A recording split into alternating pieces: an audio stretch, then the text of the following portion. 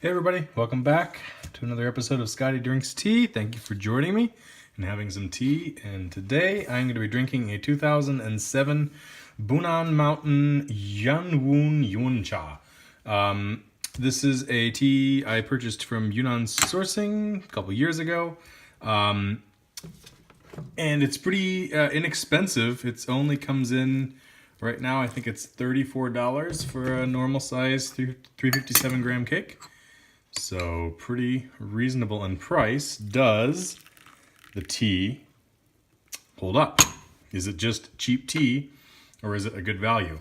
If you want to take a look at the cake, okay, it looks a lot like this, okay, because this is the cake that it comes from. Don't get confused, there's another cake on the website that is a different cake entirely, comes from a different region. It's a little bit older, I think it's from 2002. It looks somewhat similar to this, but it's quite a bit more expensive. And I haven't tried that one yet, but it's on my list. Oh my goodness. That was not an earthquake, that was me hitting the camera stand. Sorry about that, folks. Okay, so as you can see, the soup is a nice orange color. I think this tea has definitely seen some wet storage. The nose says so as well. I also get quite a bit of abrasive kind of peaty smoke, a very Scotch-like tea in the initial. I've just done one rinse, so we'll keep going. I want to smell these leaves. Yeah, and the leaves, they definitely bear through. There's a lot of smoke on here. There's a lot of earthiness. There's some decent mustiness, some damp basement smell. Okay, so the storage definitely has seen some wetness. But that's also sped it along in its aging journey. You know, it's pretty smoky, it's pretty burly, and I think if this tea was stored in a drier condition, then maybe it wouldn't be nearly this ready to drink. So let's go ahead and try a sip. Okay, so thick in the body and in the mouthfeel, very oily, very rich.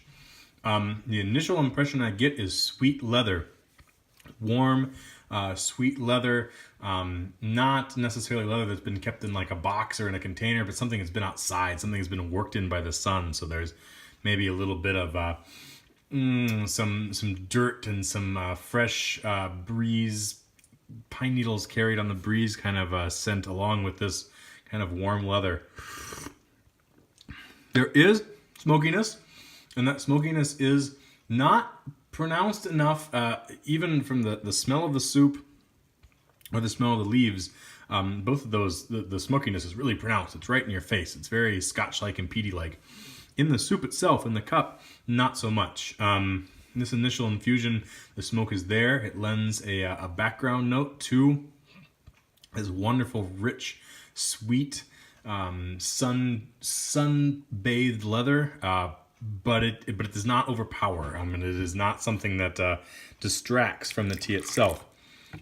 The Huigan, okay, coming in quick and coming in pretty fast. I am getting kind of a really kind of generic Shengcha Huigan. It's sweet. It's a little bit florally. There's a little bit of grain. A little bit of Menghai character, definitely. And yeah, not terribly complex in the Huigan yet, anyway. The compression on this cake is pretty light, relatively. It's not. I don't think it's a stone pressed tea. I think it's it was a machine pressed tea, but I think that time and humidity has definitely loosened it up a little bit. So I was able to pry off some chunks and keep what leaves were whole to begin with whole, because this tea definitely. I don't think it has the best material going into it. They're pretty chopped. It's pretty plantation kind of look and feel in the leaves. I definitely have found in this cake before a couple little tea treasures. I found just a couple sticks, which is no big deal. And then I also found a tea fruit, which I used to have sitting over here on my gongfu table. But I don't know what happened to it. I think maybe the cats got it and played with it, and now it's gone. So anyway, I think probably machine picked, certainly. But that's okay. You know, not all tea has to be hand-picked, you know, hand-processed, utmost attention to detail to create good tea. Because that's a pretty recent phenomenon. Pu-erh tea, Shengchas, from my understanding, they were not produced as high-end teas until the late 90s, early 2000s, especially coming into the 2004 to 2006 big bubble and the big burst in popularity. So all of these teas that people are striving to find, these early 90s to 80s and even into the 70s Shengchas, I mean, this is the kind of material that we're talking about that were used for them. So really, really nice. As the cup cools down, the smokiness does push forward a little bit. It is a little bit stronger, but the tea becomes sweeter. The soup is so sweet, not in a sugary way, but in a very natural way, in a very natural kind of sweet leather way. I mean, this, if somebody asked me and said, hey, Scotty, people talk about what leather tastes like in tea, and I've never tasted leather. What does leather taste like? I would give them some of this tea, because this tea is really nice, and not in like a bad way of like chewing on a saddle or a shoe kind of leather, but it's in a brilliant, beautiful leather. Okay. Oh, and the thickness of this tea, and I really want to emphasize again, the thickness of this tea is really, really nice for its price point. Oh, forget about the price point. Just it's nice. It's a very, very thick Shengcha, and especially for its age, and it's great, oily, rich, thick, lubricating, slippery in the throat. Okay, you can see it's steeping a little bit darker now. Still definitely in the orange, solid orange category. It's not the clearest tea ever. That's okay. The soup is not sparklingly clear by any means, but the taste of the soup picks up for it. Okay, second steeping. The leaves are waking up. It's this has not been wet stored to oblivion.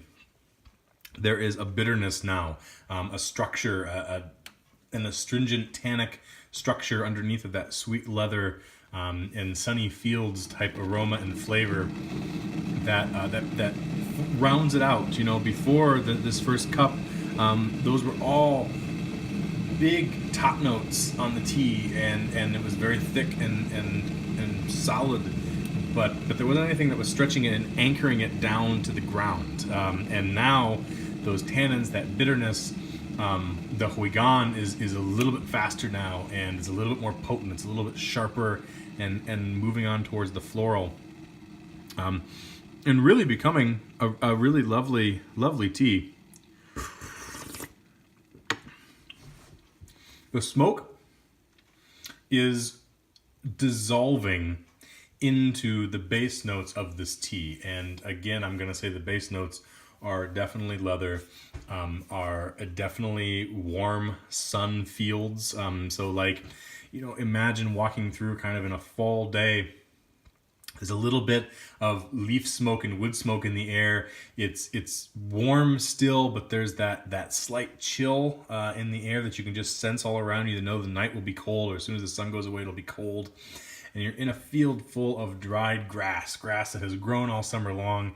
The seed pods are heavy, and it's turning brown, and there's a light breeze across that, and it just transports me there. Now maybe I'm wearing some leather boots, or I have a little bit of leather with me to complete the whole image, but it's a very, very stark and sweet moment in time that this tea transports me to.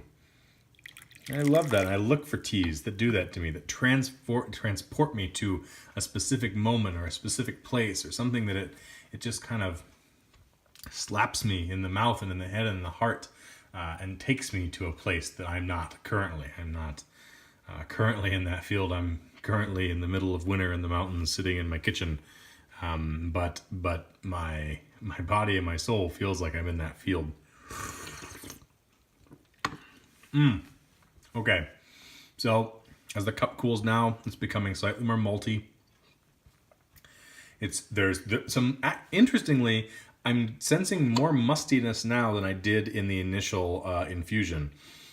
Now maybe that's just because these leaves are opening up. I don't know if you can tell that these are any different than what they were before. If I can focus on this, but they are opening up. Okay, and you can see the color. The color on the camera looks pretty true to what it is. There's a lot of brown. There's a little bit of red. There's quite a bit of dark olive green colors in there. And it's just nicely processed plantation tea.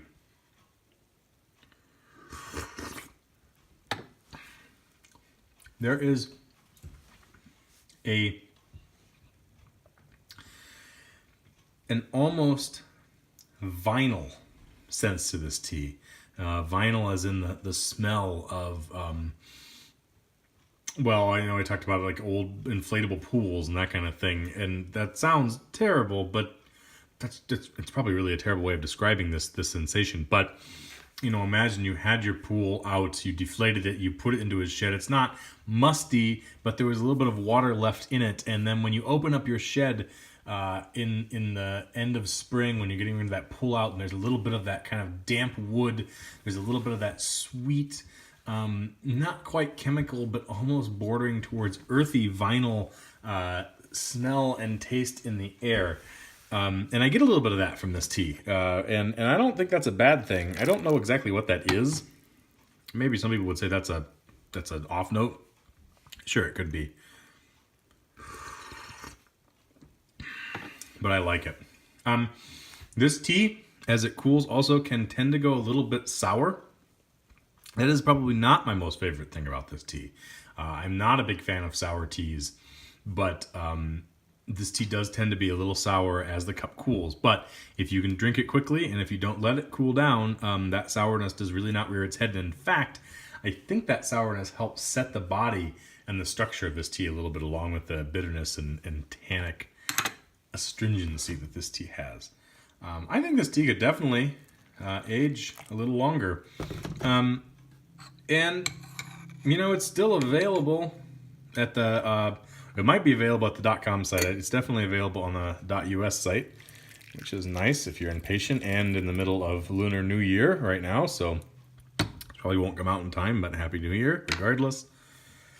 And it might be worth picking up a few cakes. Definitely worth picking up a cake. I mean, for $34, if you're just trying to get to the free shipping level, this is definitely a cake to toss on there. It's way worth it. But it might also be a good one to pick up a few cakes of and just kind of drop them back in your storage and see what happens over the next couple of years, moving into, maybe even more into a decade. Because already this tea is 10 years old, and it's not going to be that much longer until you're talking about a 20-year-old. I mean, it's another 10 years or less, and you're talking about a 20-year-old sheng cake.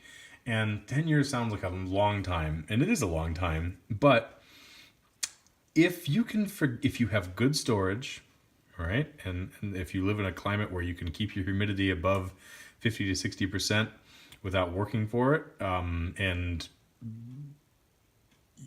you're golden, right? Just throw it somewhere and forget about it. If you're not, you have to pay a little bit more attention. But you don't have to baby your teas that much.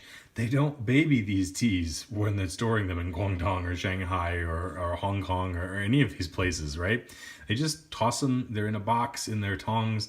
They're in a warehouse, they're in a garage, they're in somebody's basement, they're in a spare room, right? And they're just sitting, and they're not babying those things, and you don't have to either. So just toss it in your storage, put it in a closet. Don't keep it in your kitchen where it's going to smell like curry or whatever else you're making, but just kind of put it away for a little bit.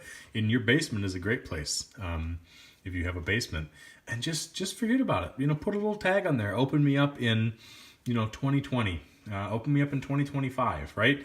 And it's gonna seem like a long time now, and I know because I do this, and this is just my advice. It seems like a long time now when you first buy that tea and you put that little tag on it and you go, oh my gosh, there's no way I'm ever gonna wait, right? And you think about it for the first couple weeks and go, oh, this is ever gonna end.